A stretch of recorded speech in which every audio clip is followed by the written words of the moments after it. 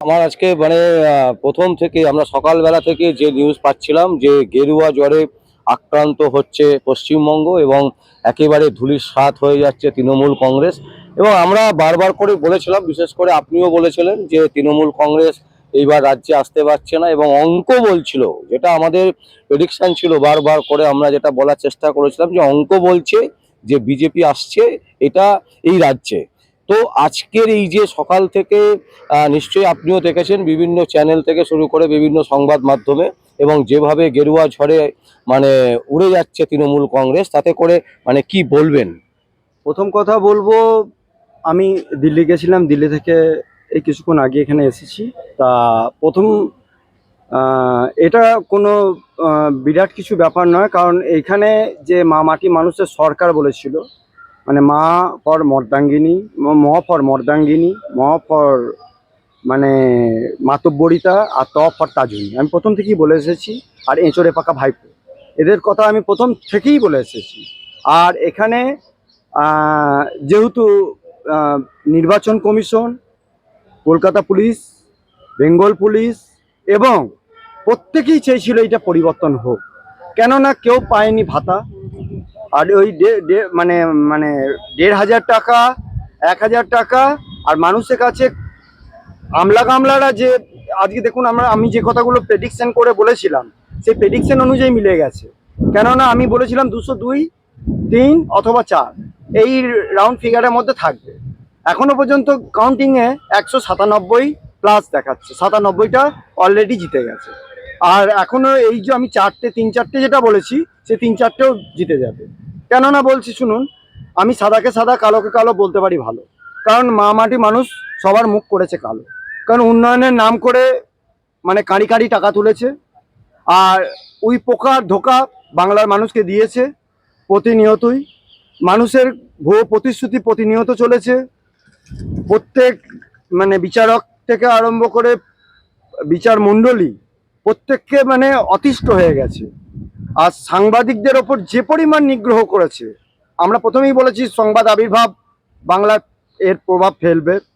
আর আমরা প্রথম থেকেই যেভাবে প্রেডিকশন আমরা করে এসেছি, বলেছিলাম যে পুঁটি মাঝমুখো রবি চ্যাটার্জি হারছে, তাও 30,000 40,000 ব্যবধানে হেরে গেছে। আমার কাছে এই কিছুক্ষণ আগে খবর এসছে। কানলা, কাটোয়া, বর্ধমান, পূর্ব মানে বর্ধমানে সবটাই বলা চলে, মানে সব জায়গাতেই তৃণমূল ধুয়ে মুছে সাফ, রাফ অ্যান্ড টাফ। কেননা একটা কথা বলি, মানুষের কাছে উঠতা হুয়া বাঙাল কার দিয়া কাঙ্গাল ফিকার কানে কা কই বাদ নেই। আসলে বাঙালদের মানে উঠতা হুয়া বাঙাল মানে যাদেরকে মদ ধরিয়ে দিয়েছে, গাঁজা ধরিয়ে দিয়েছে, আজকে পুলিশের তৎপরতা, লিটার লিটার মদ এক্সাইজ ডিপার্টমেন্ট থেকে আরম্ভ করে আপনার এনডিপিএস ডিপার্টমেন্ট থেকে গাঁজা, তারপর হেরোইন, প্লাস পাক অধিকৃত দুষ্কৃতি, আর ওই বাংলাদেশ থেকে আসা কিছু বহিরাগত। আমরা প্রথমেই বলেছি যে এই সব থেকে মতুয়া সম্প্রদায়ের মানুষদের ওপরে একটা মোদিজি একটা কথা বলেছিল, সবকা সাথ সবকা বিকাশ। আর ওই কা কা কু কু কোনোটাই কিছু হলো না শেষকালে, ওই কাকা কুকুই করে গেছে। হ্যাঁ, আর ওইখানে গিয়ে শুধু মানে প্রতি ৩০৩ পার করে দিচ্ছিল দিদি। ৩০৩ কি, আমি বলেছিলাম 50 থেকে 55টা, তাও পাবে কিনা দেখুন। আস্তে আস্তে মানে নিফটির মতন নেমে যাবে, ধুয়ে মুছে সাপ আগেই বলে দিয়েছি। কারণ আমি বলেছি প্রতিনিয়ত বিধানসভার একাধিক ব্যক্তিকে ম্যানিপুলেট করে সেখানে তাদের নাম করে ব্ল্যাক মানি তুলেছেন, কালেক্ট করেছেন। তারপর আব্দুল মান্নান ওরফে হক, যার বাড়ি হচ্ছে তারকেশ্বরে, মির্জাপুরে, সেখানেতেও তিনি চাকরি দেওয়ার নাম করে বিভিন্ন জায়গা থেকে টাকা তুলেছেন। আর আজকে আমি অজয় পাল শর্মা, যাকে দাবাং অফিসার কেউ বলছেন, সিংহম অফিসার বলছেন, সত্যি সিংহম অফিসার তিনি।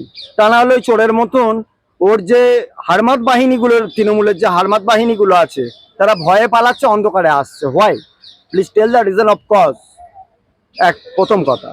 দ্বিতীয় নম্বর কথা হচ্ছে, এই যে এই মানুষকে প্রতিনিয়ত কুপকাত করে দেবে, মানে কাউরির ধর্ষণ করে দেবে, রেপকে করে দেবে।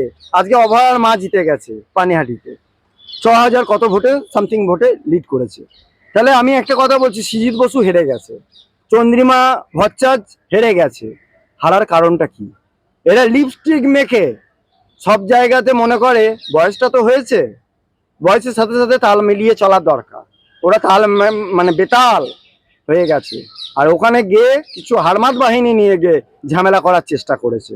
আর বাংলায় নরেন্দ্র দামোদর মোদী, অমিত শাহ, আমাদের নির্বাচন কমিশনের আধিকারিক, CISF, BSF, ITBP, Bengal police প্রত্যেকে তৎপর হয়ে গেছিল, কারণ নাবিশ্বাস উঠে গেছিল।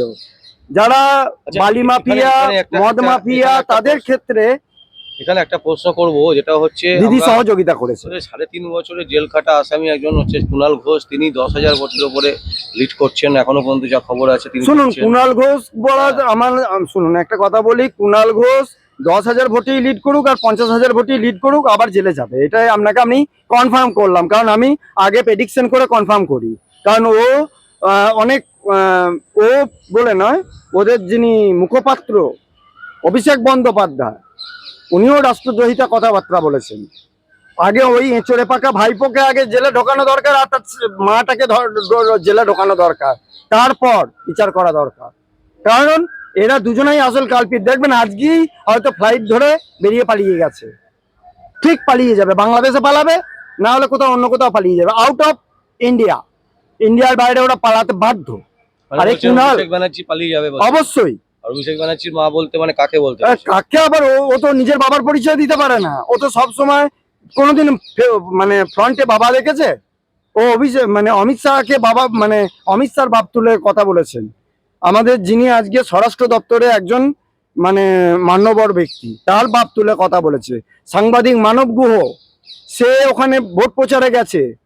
আমরা নিজেরা সাংবাদিক, যারা রয়েছে সাংবাদিক, আইনজীবী cell, international legal link law firm, Roy legal link international law firm, আমরা সবাই কি স্কুটনি করিনি? না, স্কুটনি না করে আমরা ঘাসে মুখ দিয়ে বসে থাকি। ও তো ঘাস এমনি তো ধুয়ে মুছে সাপ, ঘাস আর ফুটবে না, কারণ এখন যা মানে জ্বালানি দিয়ে দিয়েছে, ওই সেই জ্বালানিটা আর জ্বলবে না। দিদি তো এমনি তো সব জ্বালানির দাম বাড়িয়ে দিয়েছে, 60 টাকা, তা নাহলে গ্যাসের দাম বেড়েছে বলে জুন মালিয়া বড় বড় কথা বলছিলেন। আরে বাবা, তুই তো নিজের সংসার নিয়ে দেখ, 60 টাকা জ্বালানির দাম বাড়াটা বড় ফ্যাক্টর নয়। আলুর দামটা কোন জায়গায় নেমেছে, আজকে কোন জায়গায় মানুষ চাষ করে কি পেয়েছে, আজকে সব জায়গায় সর্বশান্ত হয়েছে, একটা উড়াল পুল নেই, রাস্তাঘাটে যানজট হয়ে গেছে, नैनो हटाकर भैनो आने के लिए मजबूर कर दिया, প্রথমেই বলেছি। আর টোটো, অটো যে পরিমাণ ক্রমাগত বেড়ে গেছে, মানুষ হাঁটতে চলতে পারে না। 265 বিধানসভা কেন্দ্রে প্রথম আগে আমি কুর্নিশ জানাই সাংবাদিক মানব গুহকে। আর ওই যে মাতাল রাসবিহারী হালদার, সে নাকি আমাকে গলাটা কেটে বিহারে পাঠিয়ে দেবে বলেছিল। আমি জানতে চাই, সে এখন বিহারে গিয়ে থাকবে না উড়িষ্যা গিয়ে থাকবে, না তিহারে গিয়ে থাকবে? কারণ ওর যে অবৈধ মানে এনজিও ট্রাস্ট থেকে যে টাকা উদ্ধার হয়েছে, প্লাস ওর যে মদের লাইসেন্স পেয়েছে, ওর বড় বড় মাতব্বরিতা গুন্ডাগুলো, বাবলু বলে যে আছে, তারপর আব্দুল হামিদ কারিগর, এই দেবীদাস মুখার্জি, দেবীপ্রসাদ মুখার্জি, তারপর ওই 1 নম্বর ওয়ার্ডের যে কাউন্সিলর, সেই কাউন্সিলর মানব গুহকে থ্রেট দিয়েছে। ওয়াই? সে কে? সে একজন কাউন্সিলর আর একটা নবনির্বাচিত মানে বিধায়ক, সাংবাদিক কাম বিধায়ক, এবং তার অনেকটা পিপল প্রেডিকশন তো ছিলই।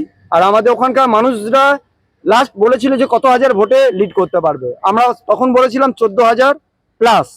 তা আমাদের সংবাদ আবির্ভাবের পক্ষ থেকেই আমি তখন বলেছিলাম, কারণ সংবাদ আবির্ভাব আমাদের মেমারি 265 বিধানসভা কেন্দ্র বলে নয়, আমরা জামালপুর, আমরা তারকেশ্বর, আমরা বিভিন্ন জায়গায় আমরা পর্যবেক্ষণ করে দেখেছি, কানলা, কাটোয়া, সব জায়গাতেই হেরে গোহারা হয়ে গেছে তৃণমূল। আর বলার কিছু নেই, কারণ এখানেতে শস্যের মধ্যে অনেক ভূত ঢুকে থাকবে, আবার তৃণমূল থেকে বিজেপিতে এসে যোগদানও চেষ্টা করবে। আমি একটাই কথা বলছি, দলমত নির্বিশেষে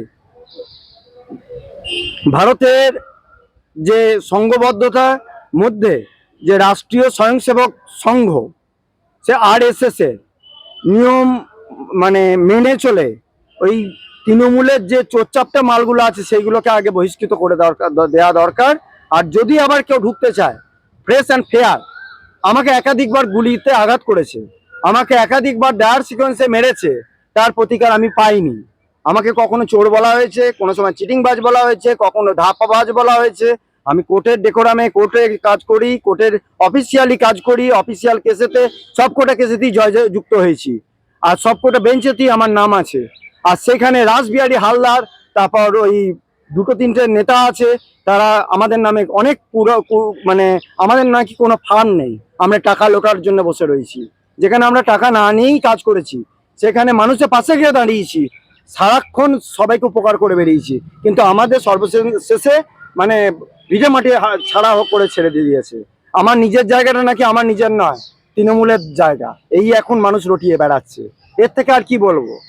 আর বাংলায় এই চোরের সরকার নিষ্পত্তি হওয়া ছিল দরকার, তাই বাংলায় সোনার বাংলা তৈরি করার জন্য বিজেপি সরকারকে দরকার। আর আপনি যে প্রশ্নটা করতে চাইছিলেন সে ব্যাপারে আপনি বলুন। আমার একটা ছোট্ট প্রশ্ন আছে, যেটা হচ্ছে যে এই যে এত বড় একটা কর্মকাণ্ড ঘটলো, যেখানে 15 বছরের আমরা একটা সরকারকে ফেলে দিল বিজেপি, তো এই বিজেপি যে ফেললো, এর মানে এর পুরো ইয়ের মধ্যে আপনি কাকে প্রথম কুর্নিশ জানাবেন, মানে কাকে আপনি শুভেচ্ছা জানাবেন? আমি প্রথম কথা বলবো, প্রথম থেকেই আমি five finger is not same, আমি শ্রমিক বাবুকেও কুর্নিশ জানাবো, দিলীপ ঘোষকেও কুর্নিশ জানাবো, কারণ দিলীপ ঘোষ বাবু অনেক সময় আমাদের পাশে গিয়ে থেকেছেন। শুভেন্দু বাবুকেও আমি কুর্নিশ জানাবো। আর সব থেকে বড় কথা কুর্নিশ জানাবো নির্বাচন কমিশনকে কুর্নিশ জানাবো, এবং বাংলার প্রত্যেক মানুষ, হিন্দু মুসলিম বলে না, সব সম্প্রদায়ের মানুষকে আমি কুর্নিশ জানাবো। কেননা তাদের এই ভোটাধিকার প্রয়োগ করার মাধ্যমে আজকে এই বিজেপি সফলতা পেয়েছে। অসংখ্য অসংখ্য অসংখ্য ধন্যবাদ।